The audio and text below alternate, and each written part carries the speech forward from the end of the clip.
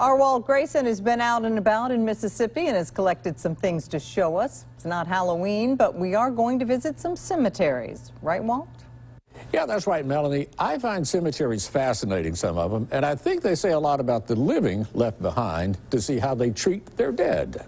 You have to admit that cemeteries are for the living. The dead are wherever they go after they die, and I'm pretty sure they wouldn't want to hang around just to watch the flowers wilt on their graves. So what we put in cemeteries is for us.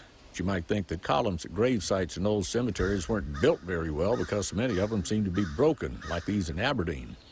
Well, actually, they're symbolic of a life that was cut short by disease, an accident, maybe even a duel that turned out to be a bad idea. Speaking of Aberdeen, there's a crypt in which a lady is eternally sitting in a rocking chair. Why? Maybe that's what she liked to do most in life. Natchez has a similar, well, I started to call it a burial, but it's not really a burial because the person is just entombed. But anyway, he's sitting in a rocking chair. Grave shelters used to be a way to show final endearment for the departed, building a roof to keep the rain off their grave. Up in the Goose Pond community, we ran across what looked like a little village out beside a Methodist church. Nope, cemetery, with a community of grave shelters, mostly made of brick. Cemeteries on the coast, a lot of them, look like little villages too. I've been told that they bury above ground here because of the high water table, but I really suspect that it's just cultural.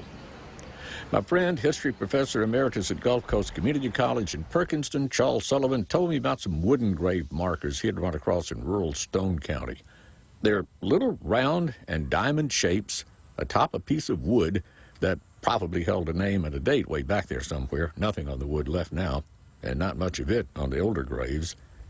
We give our dead a good send-off, and then we mark where we put them and make it meaningful for us, if not a little creepy too. It says something about them and us, and it makes wandering about Mississippi interesting.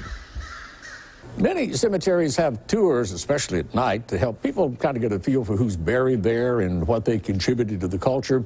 I suspect a lot of them are postponed because of COVID-19 right now, but I'll try to let you know about as many of them as they come back as I find out about them.